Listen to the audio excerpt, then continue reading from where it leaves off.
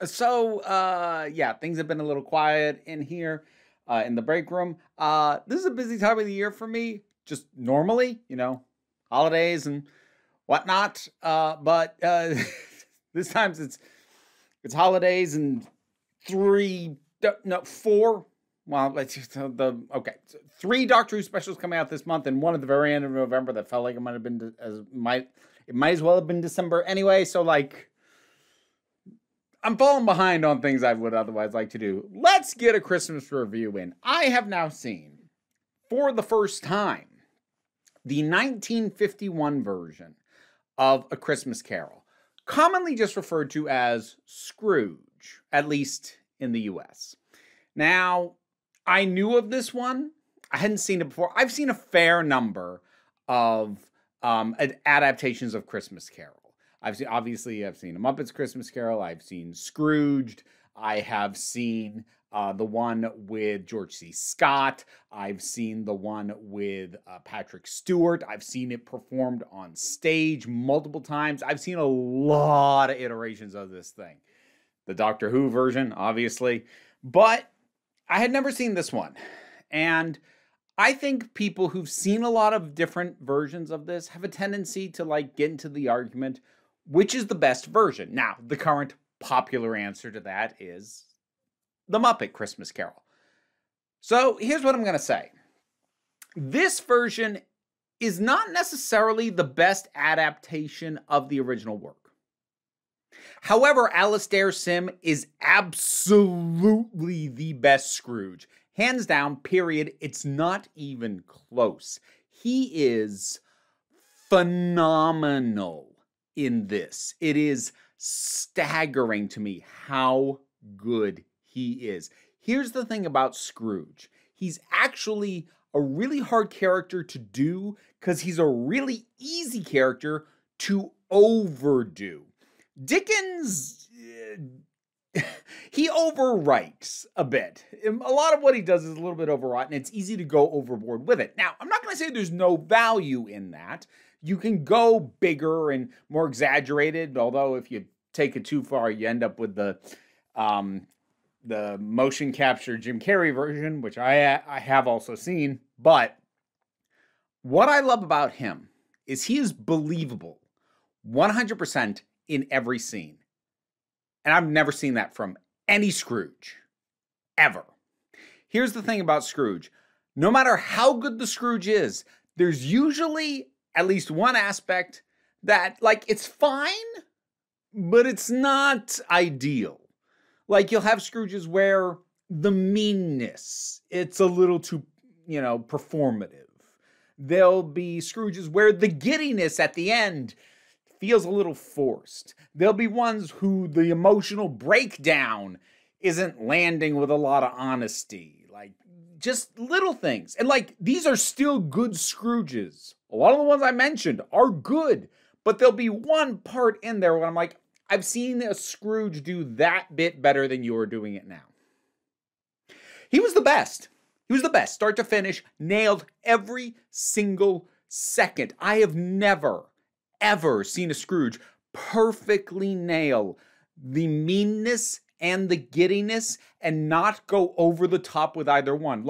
They're there. They're incredibly present. I don't want to make it sound like this is subtle, although on the grading on the curve of Scrooge performances, I guess it's subtle by Scrooge standards, but he is 100% believable every second. And he's the reason to watch this. I don't want to downplay the rest of it. The rest of it is good. It is dated and of the time. And in some ways, you can see the limitations a little bit. For example, one of the things I find more interesting these days is with newer adaptations is to see what they do with the Ghost of Christmas Past, who's usually described in some of the vaguest terms in the original work, which has allowed for a lot of really interesting interpretations with the character.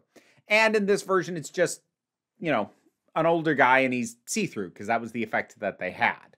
And so there's things like that where, okay, the stuff around Scrooge is all good. I'm not sure the rest of it is the best, but it is all good and solid. Him, though, how perfectly he has a believable meanness. Because that meanness is so easy to just be biting and nasty and snarling almost. And he doesn't care. He just doesn't care. Doesn't care what your problem is. He has a very limited number of things he has time for. It's pretty much actually money. He has one thing he has time for, and the other things he has time for are only insofar as they positively or negatively impact the main thing he has time for. And it's just very flat. To actually, in his case, to say mean isn't quite right. He's deeply uncaring.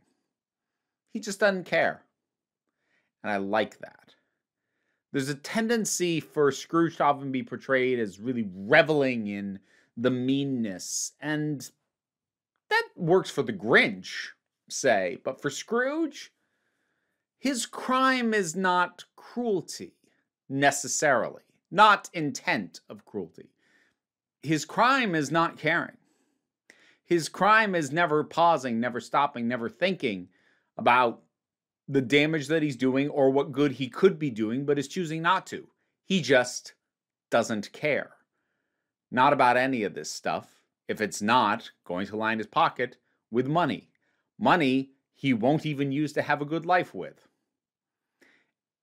That is the essence of this miserly character, and he absolutely nails that. But the fact that he can't contain his unbridled joy at the end. I've often found the scenes of Scrooge becoming giddy to be something that can make me cringe sometimes, because like giddy is really hard to do, especially for a character that just hasn't been doing that up to this point.